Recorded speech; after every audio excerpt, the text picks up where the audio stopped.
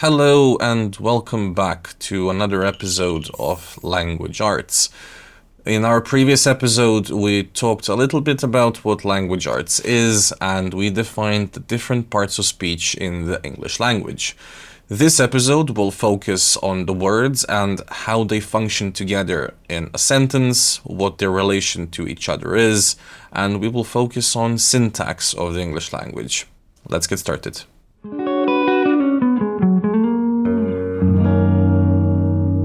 Alright then, so what is syntax and why does it sound so complicated? It's actually more simple than you think. Syntax is a set of rules that tell us how we can combine words into sentences.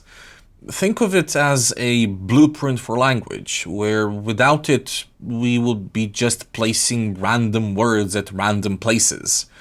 It's all about patterns, and these patterns are revealed to us through the syntactic properties of words. Now, what are these properties? These properties of words tell us where a word can appear in a sentence and even if it can appear in a sentence. And those are the two basic questions we have to ask ourselves when we're constructing sentences. Can I use this word, and does it work in the given context? To illustrate this, here are a few examples of the predictable ways that words behave in a sentence. Nouns typically appear with determiners or articles. This book, a book, the book.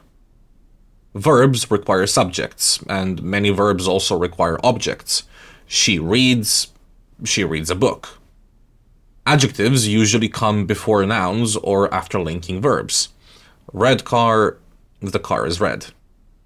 Adverbs often modify verbs, adjectives, or other adverbs. He runs quickly, the movie was very exciting.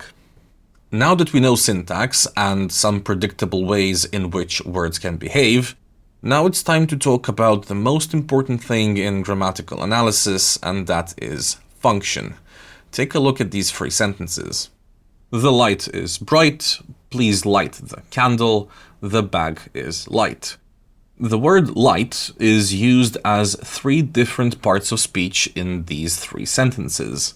In the first one, it's used as a noun, in the second as a verb, and in the third as an adjective.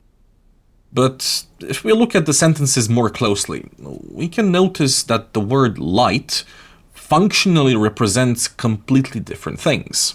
The light is bright. Here it represents the subject of the sentence, or who the sentence is about. Please light the candle. Here it represents the predicate of the sentence, or what the action of the sentence is. The bag is light. Here it represents a modifier on what the bag is like, also called a subject complement or just an adjective. Alright, so to determine the function of a word, we usually ask WH questions. Who, to whom, when, where, why, how, etc.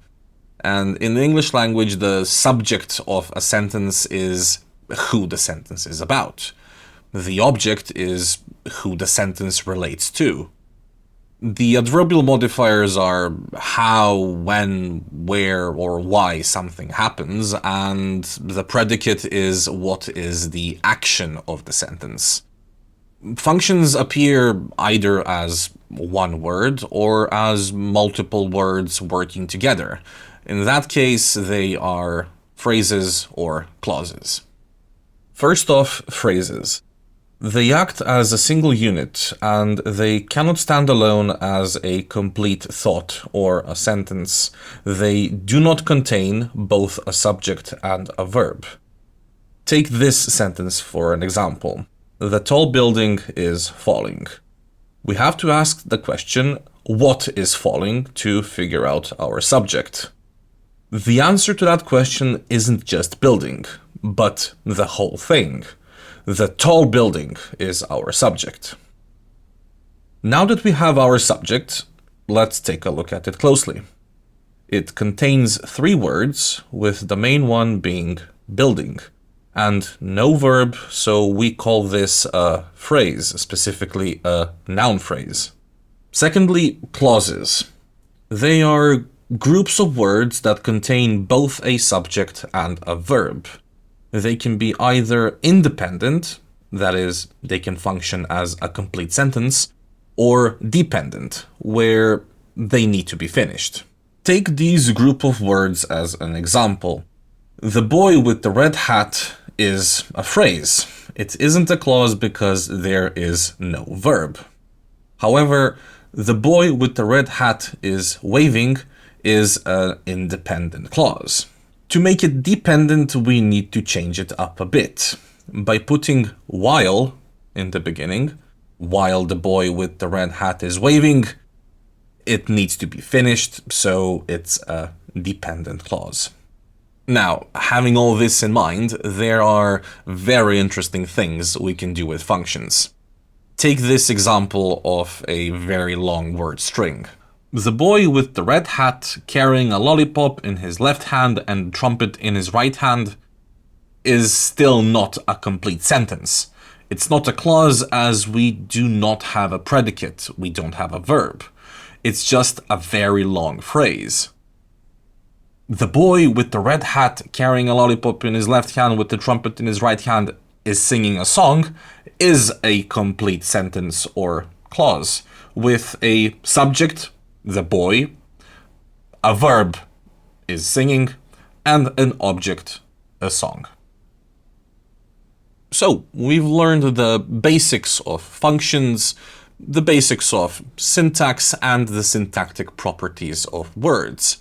And why is this important? Well, if we analyze what we read carefully, we can avoid any kind of misunderstanding. We raise our level of the English language and what we can comprehend from complicated texts.